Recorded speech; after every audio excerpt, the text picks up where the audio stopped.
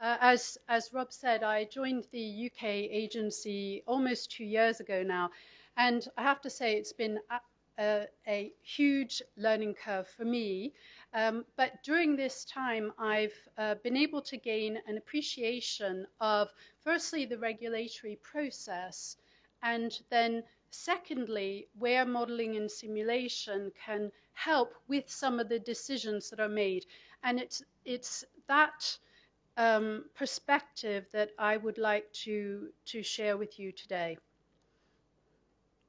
This presentation is the joint effort of 23 regulatory experts around Europe. So there's been a huge input to this, and I at the end you'll see the involvement has been quite wide.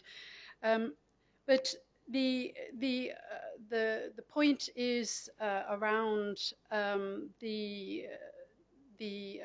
what Rob has already said, in fact, that these views reflect those people who were involved in preparing for this meeting, but they're not official views at the moment, but are a starting point essentially for our discussions today. I'm going to talk first about regulatory decision making, give a little bit of background to benefit risk decisions, introduce a framework for how we look at modeling and simulation during the regulatory review, talk about present status, how we see things going for the future, and a few summary remarks. And of course, all of this may change, and I hope that there are many things that change during the course of the next day and a half. So firstly, these are the players, or all of the actors that are involved in benefit risk decisions. So you can see it's a very big undertaking within the European framework.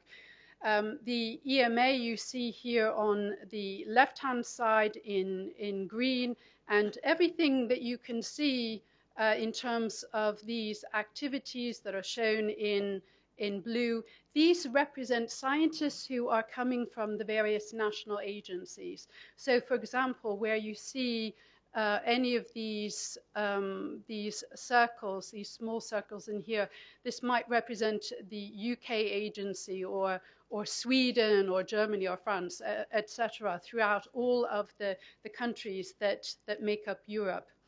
So the role of the EMA is a coordinating one, and the body that is actually responsible for formulating opinions around benefit risk is the CHMP, which is the Committee for Medicinal Products for Human Use. This committee is made up of up to 34 representatives, 27 of whom are nominated by the individual member states within Europe, and then there's an additional member for Norway and for Iceland, and then up to 5 co-opted members are involved as well. The assessments themselves take place within the national agencies, and scientists there are involved in this, looking at the science behind the dossiers that are submitted and formulating these scientific evaluations, which they then communicate and agree with their particular CHMP representative. So it's something that's done in parallel within the various national agencies. And then the CHMP meets on a monthly basis, and during this meeting will form a consensus view that then is upheld throughout the all of the member countries that are participating in this process. So that's how the benefit risk decisions are made. All of these assessors within the national agencies are also involved in providing European scientific advice and participate in European guidelines. But most of the activities that I show on here are really related to the centralized process. These assessors, of course, also have national responsibilities that are also shown here for authorizations, local authorizations, and local scientific advice. So benefit-risk decisions. Well, what I can say about them is that they're rarely straightforward or obvious, and they involve a very delicate balance between the safety and efficacy on one hand and the unmet medical need on the other hand. And for example, you could have exactly the same drug administered in exactly the same dose to a couple of different indications and have a positive benefit risk in one indication and a negative benefit risk in another indication. So it all depends on what the needs are in those particular disease states. Of course, a positive benefit risk decision will result in the approval of a drug product. But the benefit risk also will influence some different components of that approval process.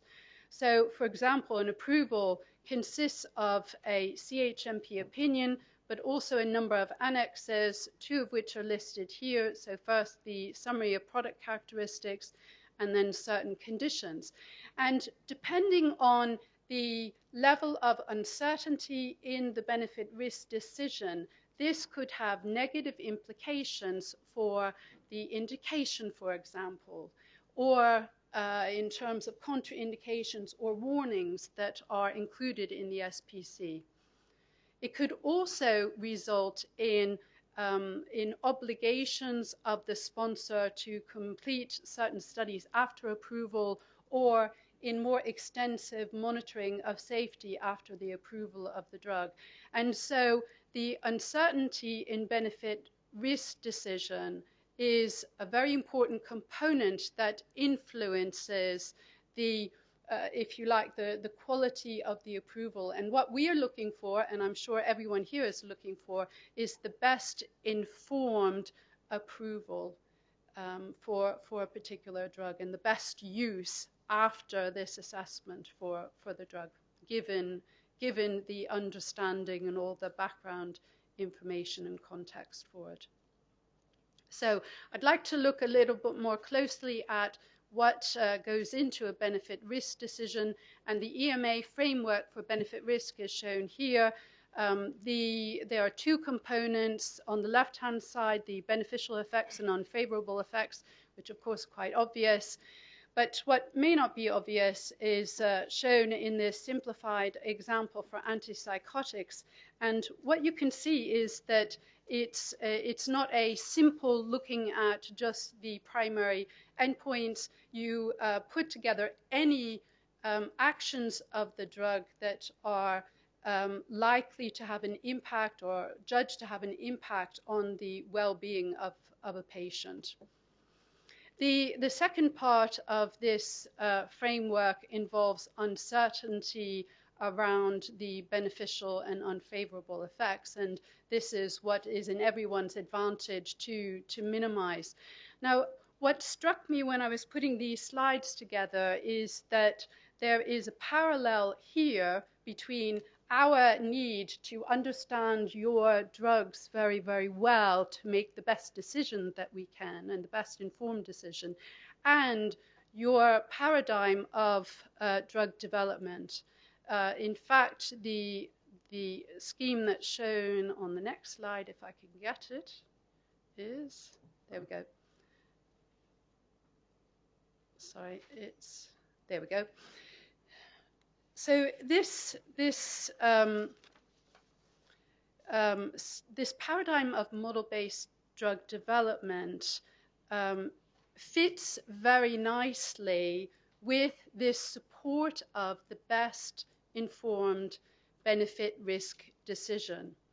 And the reason that it fits so nicely is that we have this continuum of learning and confirming at each point within the development, and that we're continuously reducing uncertainty and increasing our confidence, so that hopefully by the time that we get to the registration process and the MAA is submitted, we have very low uncertainty and great confidence. And the real key then is to communicate all of this learning that you've gained, all this understanding that you have of your drug, to help us as regulators make the best decisions. Okay, so where does this uncertainty come from in benefit-risk decisions? First of all, the pivotal studies or the confirmatory studies involve taking a certain number of patients and looking at using the drug in those patients under experimental conditions that reflect clinical practice, and then assessing these beneficial and unfavorable effects overall and in important subgroups. And so always, because there's a limited population, there's always this question of the validity of the extrapolation. Any surrogacy questions might arise. Of course, variability is an obvious component of uncertainty, but also any important sources of bias like dropouts, any methodological flaws, etc., limitations to sample size, and then any unsettled questions that have been left over, that have been unresolved during the review process. So all of these contribute to uncertainty. The last part, or the last step in the benefit-risk decision, is an assessment of mitigation of supportive non-clinical and clinical data. And it's really here, and the point I want to make with this is that the benefit-risk decision is not taken solely on those confirmatory studies. It's based on the entire dossier as a whole. And therefore, where you are building up knowledge and where you incorporate that in an integrated way into a dossier, that will help in the mitigation of any uncertainty that arises during the course of those confirmatory studies. And so sometimes, for example, we receive dossiers where individual studies are reported without much linking of the data between those different studies. And of course, then it makes it very difficult for us as regulators to put all those pieces together and use that to mitigate. And so that's what we need you to do. We need you in some way, and I understand there are challenges in this from what Peter said, but somehow to help us to have as good a quantitative understanding of your molecule as you have. And particularly where you can quantitatively predict from in vitro data through to animal data through to early data in man and confirmatory studies, and do that in a prospective way, that's very, very strong evidence. Where you have a very well documented and very well explored exposure-response relationship, that's very strong evidence and will provide a lot of mitigation here in our uncertainty and help us very much with our decision making. Okay, so this idea of linking throughout the dossier as much as possible lends itself very well to modeling and simulation techniques which help with linking. It's an obvious tool for linking of information, and as Peter said, for really generating even new understandings. But how do we look at this? How do we evaluate this in when we receive a dossier? Well, that's shown here on this slide, and on the right-hand side you can see this increasing impact on the regulatory decision. So the way we view the modeling and simulation included in a dossier depends on its likely impact on the regulatory decision. The greater that impact, the greater the regulatory scrutiny that will be applied to it, also the higher will be our expectations around the quality of the supporting documentation.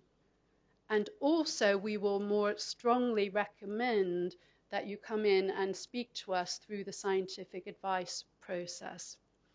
The pictures on the right-hand side are a sporting analogy to illustrate the level of the regulatory hurdle for each one of these. So at the lowest level of impact, it's something that you can essentially do in your stride without any impact on your forward momentum. At the highest level, it's of course the highest hurdle, but it also then requires more effort on your part, but also from the regulatory side, it will require more effort as well. On the next couple of slides, I've got some examples of low, medium, and high impact. And this is where we had quite a lot of debate within the regulatory team. And it could be that other experts would view this differently. So it's just as a guideline to give you an idea for when you're putting your own dossiers together, how we are likely to view the modeling and simulation in the way that it's incorporated into the dossier. So firstly, for the low impact. So these are in general, so it's not hard and fast, but these are in general modeling and simulation within a dossier that is used to describe or to explain results. And there are a number of examples listed here. But essentially the premise behind this is that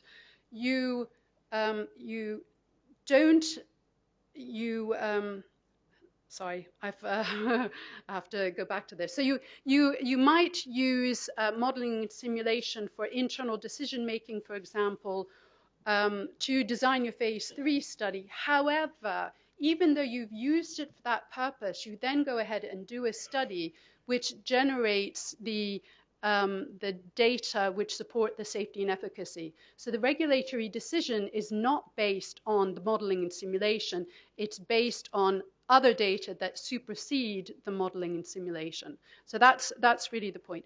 And the other assumption behind a low impact modeling and simulation exercise within a dossier is that the posology that's being recommended for all patients is as tested within the phase 3 program. So you're not recommending any different posology for any other patient populations based on modeling and simulation. It's solely for descriptive purposes or for internal decision making without regulatory impact. Okay, so medium impact then is where the modeling and simulation is used to justify decisions that may have a regulatory impact. And quite often it would be used to justify different doses in particular patient populations. So for example, in impaired organ function or because you have an interaction with co-administered medications, then you would recommend a different dosing. So modeling and simulation around that is submitted where a company is requesting that the data are used in this way to justify a different posology or justify not doing a study or to justify following a different development course than we would normally have expected. All of these fall into the medium impact range, and therefore we would apply more than the normal level of scrutiny and expect more supporting, a greater, a better quality and more extensive documentation. And you may be advised to seek scientific advice related to that as well. High impact is where the modeling and simulation submitted by the company is intended to replace data that we would normally expect to see in support of the efficacy and safety of a product.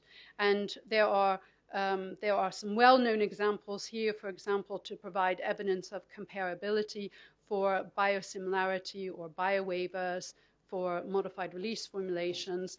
But also, it includes extrapolations of efficacy and safety where there are limited data. And for example, in term and preterm neonates and pediatrics in small populations where you're really using that modeling and simulation to complement the data on the safety and efficacy and to justify the posology in these populations. Some of these you'll see are covered in guidelines, and I'll talk about that. Some of them are not, and some of these are more likely to be accepted than others are. Just because it's on the list doesn't mean that it would be accepted. And these decisions normally we would expect would involve a real understanding of the background of a particular drug product, the entire supporting evidence behind it, and then enter into a discussion about it. And that's why we say here that we would highly recommend that you come for scientific advice. And this is where we would expect to apply the highest level of regulatory scrutiny and see the best quality documentation. And this is a little bit counterintuitive for some, because of course you can have modeling and simulation which has been very important to your decision making internally that then isn't important when it comes to the regulatory decision, and vice versa. For you, an exercise that might seem trivial like this extrapolation to pediatrics for us is really important, and so we would want to see very clear documentation around that. Okay, so I've talked about the end of the process. We also have interactions at other points within the development process with the pediatric investigation plan, which is recommended to be submitted as soon as you have PK data in man, but there can be continued discussions throughout the development timelines to further fine-tune as you have more information. I've mentioned scientific advice. Some national agencies also look at clinical trial applications which might involve modeling and simulation. And there's a process of qualification of novel methodologies as well, where we might have interactions. And of course, at the time of the marketing authorization application, but of course also post-licensing, there can be some very important applications at later in the life cycle of a product. The types of documentation that we review, by far the greatest number are POP-PK models. In some dossiers, we see as well POP-PK-PD or exposure response models for biomarkers for efficacy or safety endpoints or clinical endpoints, and we see some IVIVCs. In terms of simulation, we see some allometry in support of first in man and in support as well of pediatric dosing and design of those studies. We also, on the quality side, interestingly see some IVIVC-based simulations, and also I've seen at least one quality by design where there is a PK component attached to that to support a specification for a biological product. We also see some simulations based on POP-PK, PK-PD, and or exposure response models, but not too many of these.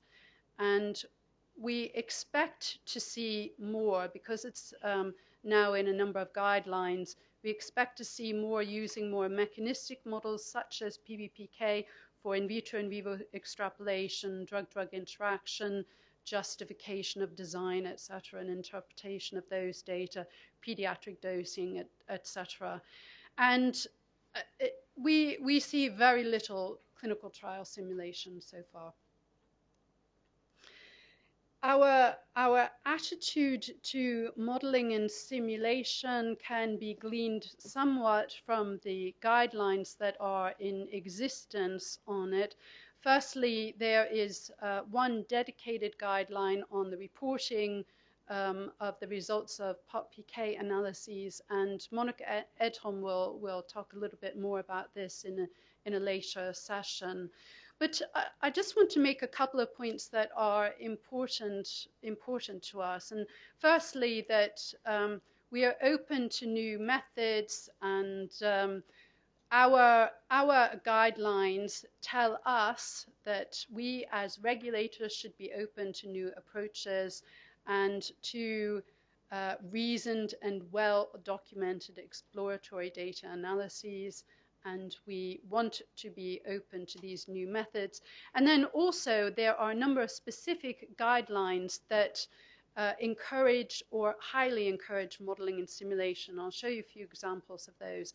So, for example, in the hepatic impairment guideline, there is the mention of the physiologically based pharmacokinetic models to be used as a tool, that in the QTC guidelines that it may provide additional information if you look at the relationship between drug concentrations and these changes in QT-QTC interval, and in the draft DDI guidance that simulations may be useful for evaluating in vivo relevance of inhibition, and particularly to provide information on optimizing study design. So those are guidelines that encourage modeling and simulation.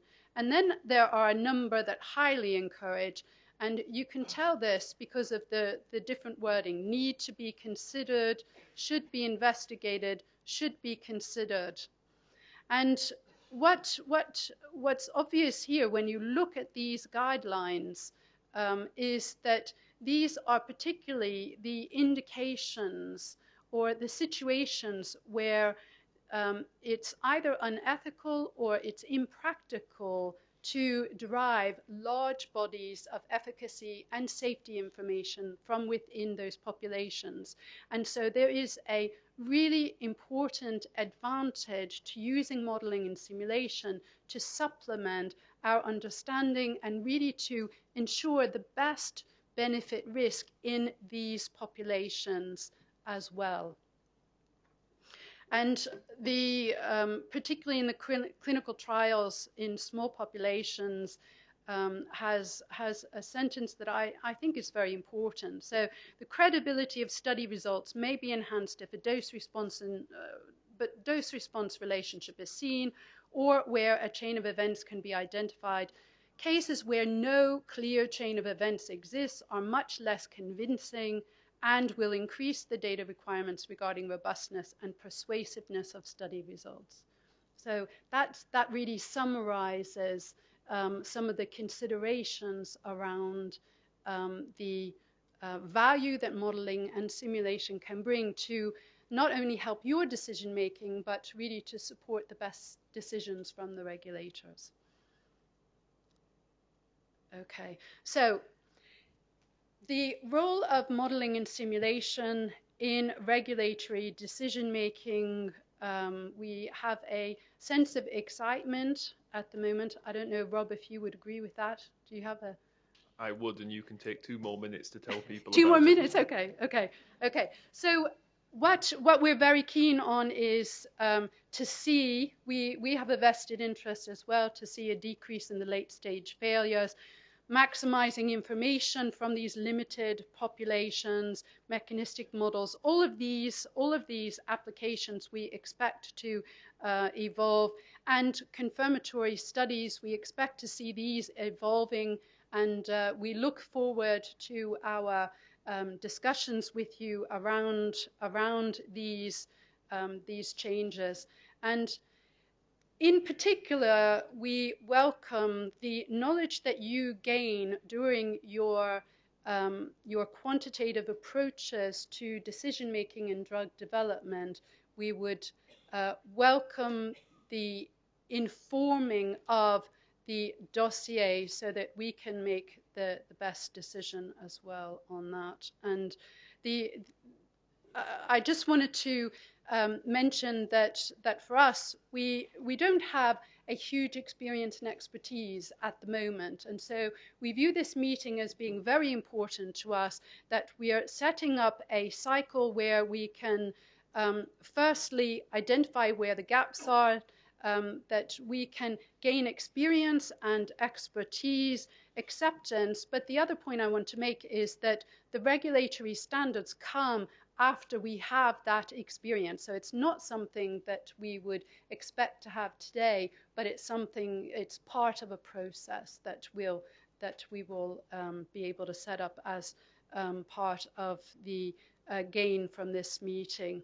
So in conclusion, we endorse and support the growth of modeling and simulation applications to quantify information, inform decision-making and design trials, that modeling and simulation for us supports the best informed outcome of a risk-benefit decision, and we'd like to really benefit from your understanding of your compounds that you develop and see really integration into the MAAs, that we welcome modeling and simulation, particularly in response to questions that are raised during assessments. And from my own experience, my impression is that sponsors are sometimes reluctant to use modeling and simulation in response, and I think it has a real place and a real value there.